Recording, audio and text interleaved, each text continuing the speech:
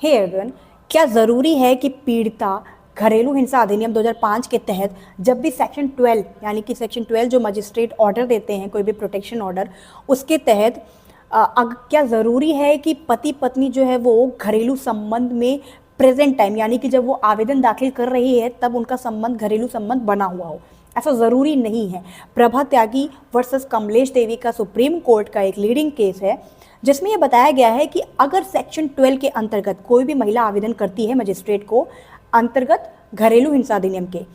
तो ज़रूरी नहीं है कि जब वो आवेदन दाखिल कर रही हो तो उसका उसके पति के साथ घरेलू संबंध प्रेजेंट टाइम में हो, ऐसा ज़रूरी नहीं। हाँ, इन पास्ट अगर उनके बीच में घरेलू संबंध रहा है, यानी कि चाहे 2 साल पहले 4 साल पहले कभी भी उनका संबंध अगर रहा है और उनके बीच में इस तरह से कोई भी घरेलू हिंसा जैसे कोई भी मामला बनता है या घरेलू हिंसा उस महिला के साथ हुई है, तो भी वो महिला जो है वो सेक्शन 12 के अंतर्गत